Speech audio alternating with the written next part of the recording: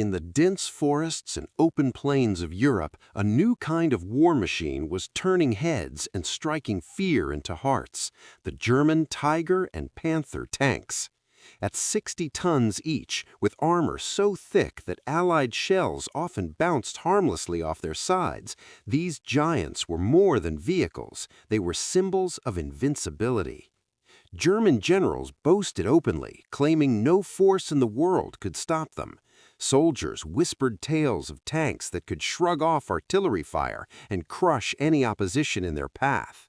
Yet behind the fearsome reputation was a dangerous arrogance. German tank crews trained for duels, imagining tank-on-tank engagements as the ultimate test of skill and strength. They underestimated an enemy that didn't fight the way they expected. While they polished their guns and calculated armor thickness, the U.S. Army was quietly building a weapon far deadlier than steel: mathematics, coordination, and speed. In early clashes, Tiger and Panther crews seemed unstoppable. American infantry and smaller tanks struggled to get a shot that could penetrate the armor. Stories spread of entire towns being defended by a handful of these mechanical behemoths, and Allied officers began to wonder if they had underestimated German engineering. But these stories, while terrifying, also revealed the flaw in German thinking. They assumed victory depended solely on firepower and armor, not on strategy, precision, or ingenuity. The real danger for the Germans was invisible and intangible. It wasn't a bigger tank, a faster engine, or a more powerful gun. It was a system that could strike from miles away in complete synchronization and leave no time for reaction. The Panzer's reputation as invincible was built on myth, reinforced by propaganda, and fed by the awe of those who had never faced the full might of U.S. artillery. By the time the first coordinated American strikes began, the Germans were already behind. Their tanks, designed for dominance on open fields, found themselves vulnerable in forests, villages, and river crossings. Every ambush, every failed maneuver, every moment of hesitation became a deadly invitation.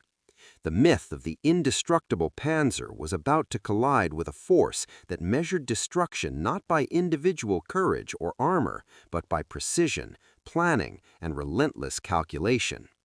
Even the youngest German crew members, confident in their machines, could not imagine that a single forward observer with a radio hundreds of miles away could direct a storm of steel and fire that would vaporize their pride and their tanks. Every moment the German crews relied on brute force, American artillery perfected its invisible network, calculating coordinates, timing volleys, and predicting movement. What looked unstoppable from afar would soon crumble under the invisible hand of American ingenuity. By the end of the campaign, the legend of the Panzer as a godlike war engine would be shattered.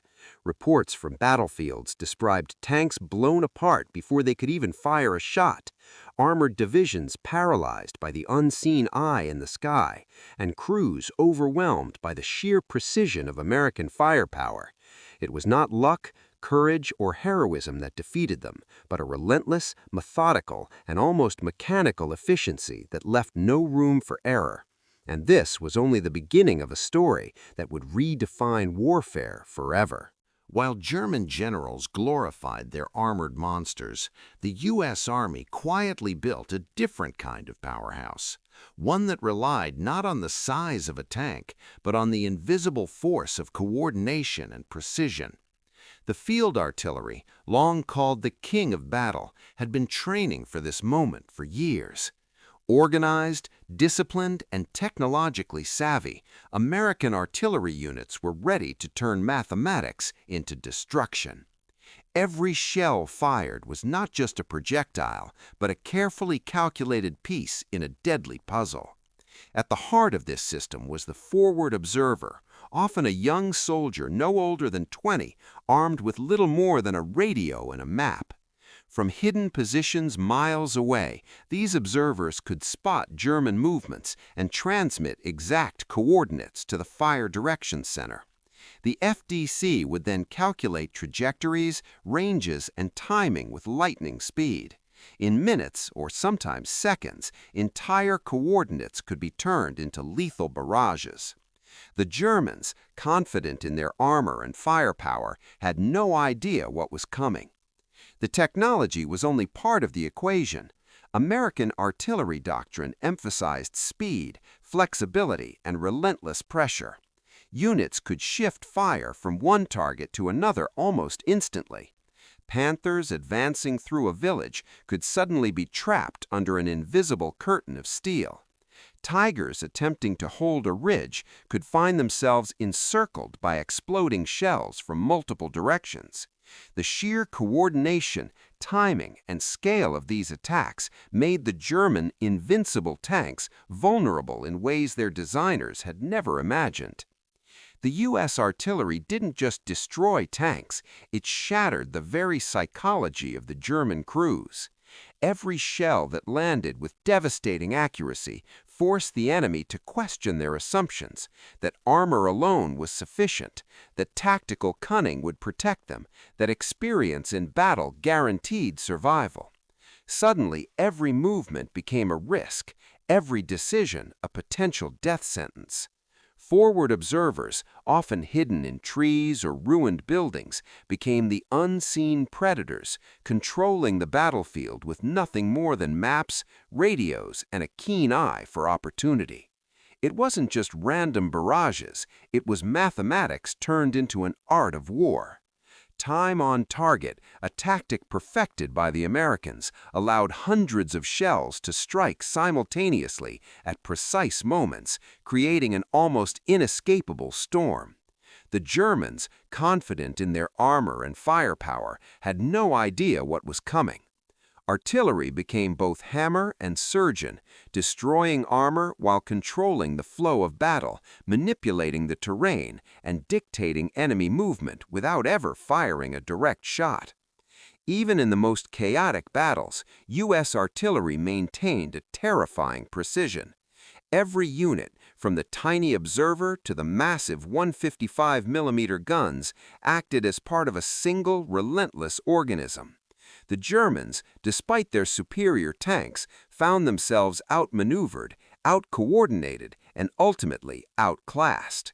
They had built machines to dominate the battlefield, but the Americans had built a system to dominate those machines. And in that realization, the myth of German invincibility began to crumble. By the end of this chapter, it would become clear. The king of battle was not the Tiger or the Panther, it was the U.S. field artillery.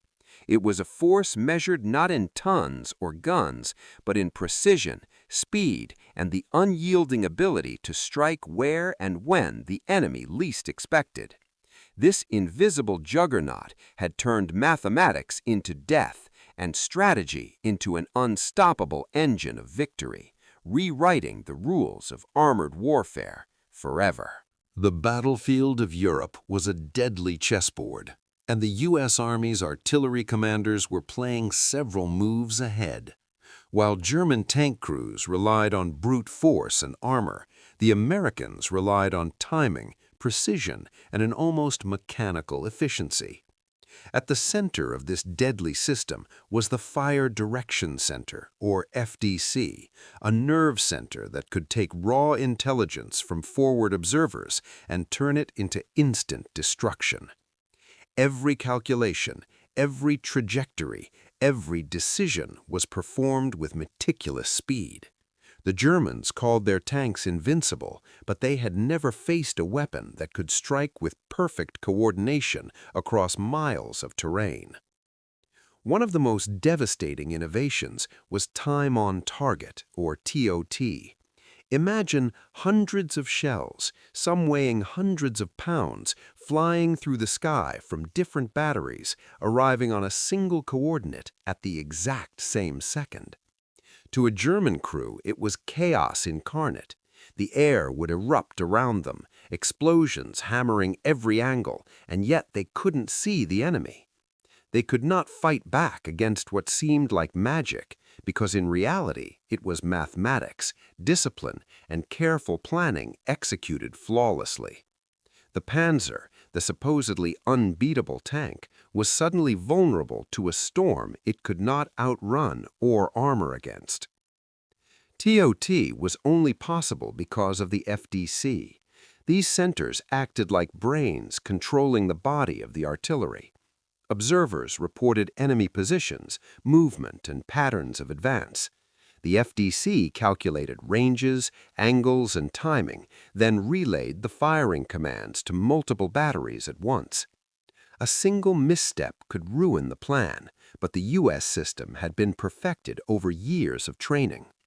The result was a symphony of destruction, shells converging from different directions, hitting simultaneously and leaving no chance for survival.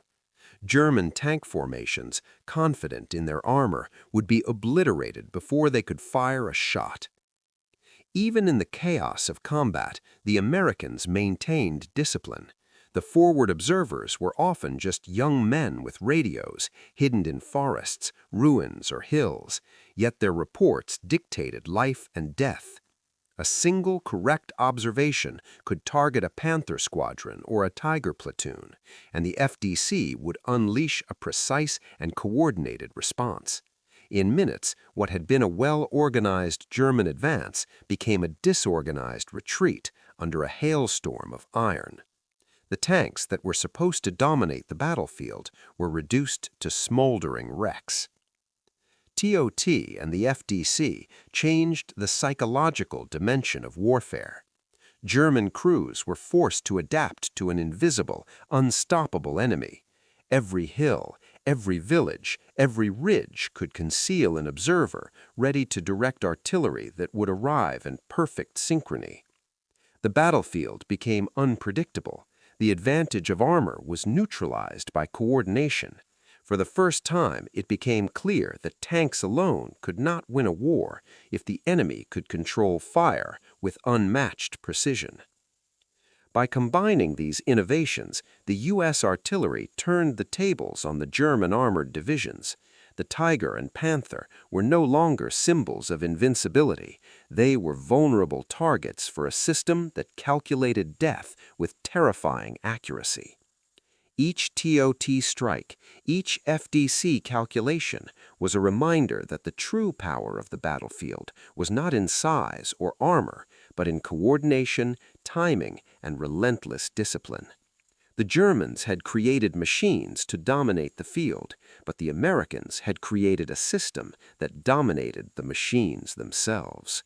By the time German tank crews believed they had adapted to American artillery, a new layer of devastation awaited them, one that was invisible, precise, and almost impossible to counter.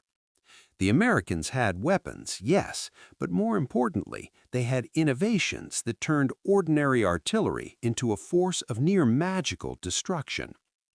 One of the deadliest was the VT, or Proximity Fuse, a small, top-secret device that allowed shells to explode above or near a target instead of relying on a direct hit. Suddenly, the massive armor of a Tiger or Panther offered no protection. Explosions shredded the tanks from above, igniting fuel, igniting ammunition, and leaving crews with almost no chance of survival. The Germans were facing a threat they couldn't see, hear, or predict. But technology alone was not enough. The Americans combined innovation with brilliant tactics. Forward observers, sometimes barely out of their teens, became the deadliest men in Europe. Armed only with radios, maps, and keen eyes, they could direct fire with pinpoint accuracy across miles of battlefield. Hidden in ruins, trees, or hills, these observers could watch German formations advance, note every angle and movement, and call in devastating strikes. One young soldier's report could erase an entire armored column, and yet the enemy had no idea who controlled the invisible rain of steel. Even reconnaissance tools contributed to this deadly system. Tiny fabric planes, almost like toys, flew above the front lines, giving observers an overhead view of enemy movements. What the Germans saw as a minor nuisance turned into a paralyzing problem. A single fabric plane could map out entire tank positions, feeding data to the FDC and coordinating the precise timing of strikes. It was a level of battlefield awareness that made traditional defenses nearly useless. No amount of armor could protect against an enemy that could see and strike from above with unerring accuracy. The combination of these innovations created a psychological nightmare for German crews. Every hill, ridge, or village they approached could hide observers, planes, and artillery ready to strike. Every engagement carried the invisible threat of a VT-fused shell, a perfectly timed time-on-target strike, and a barrage that could arrive before the crew even knew they were under fire. Confidence crumbled, hesitation multiplied, and the so-called invincible tanks became liabilities instead of advantages. What made this system so terrifying was its integration. Nothing operated in isolation. Observation planes, forward observers, proximity fuses, TOT, and FDCs worked together like parts of a single organism. The battlefield was no longer a contest of armor and gun caliber. It was a dynamic, intelligent system that could calculate, adapt, and strike faster than the enemy could react. Every step a German tank took could be tracked, measured, and countered, turning the battlefield into a deadly game where the odds were always stacked against the invaders. By the end of these campaigns, the evidence was undeniable. Panzers, once considered unstoppable, were now destroyed in droves by weapons they had barely noticed. Tanks vaporized before reaching the front line, crews shattered by precise, invisible strikes, and armored divisions reduced to panic and chaos. The Americans didn't just destroy machines, they destroyed myths, shattered morale, and proved that ingenuity, coordination, and technology could beat even the most formidable armor. The Germans had built mechanical giants to dominate Europe. The Americans had built a system to dominate the giants themselves. And in doing so, they changed modern warfare forever, proving that the deadliest weapons are often not the largest or most powerful, but the smartest, fastest, and most coordinated. The battlefield had become a new kind of war, and the Panzer crews were learning, in the most brutal way possible, that invincibility was nothing but an illusion. By the final campaigns in Europe, the invincible Panzers were no longer symbols of fear, they were symbols of desperation. German tank crews, once proud of their engineering marvels, now faced a reality they could not escape. The U.S. field artillery, perfected over years of planning, training, and innovation, had transformed the battlefield into an unforgiving trap. Tigers and Panthers, designed to crush everything in their path, were now vulnerable to invisible threats, coordinated strikes, and a system of destruction they could neither predict nor survive. Entire German armored divisions were shattered by what appeared to be impossible odds. Batteries firing in perfect synchronization, guided by forward observers and FDC calculations, turned ridges, villages, and river crossings into death zones. VT-fused shells exploded above tanks, observation planes provided precise targeting information, and time-on-target strikes erased entire formations in seconds. The Germans were paralyzed, their confidence crushed, and their machines destroyed before they even knew they were under attack. One by one, the legends of German armor fell. Accounts from the front lines tell of Tigers caught in ambushes, Panthers obliterated in open fields, and crews forced to abandon their vehicles under an invisible hail of steel. No duel, no heroic tank maneuver, no individual skill could counter the relentless efficiency of American artillery. Tanks that had once been feared across Europe now became liabilities, sitting targets for a system designed to dominate them completely. The psychological impact was as deadly as the artillery itself. German commanders could no longer rely on speed, armor, or experience. Every move was calculated, every advance scrutinized, and every position potentially under siege. Soldiers lived in constant tension, knowing that at any moment the skies could rain destruction. The invincible armor that once inspired awe now inspired terror, and the myth of German supremacy was shattered. It was not brute force that won the day. It was the integration of observation, calculation, technology, and timing. The U.S. artillery had created a force multiplier that turned mathematics into a weapon, strategy into destruction, and coordination into inevitability.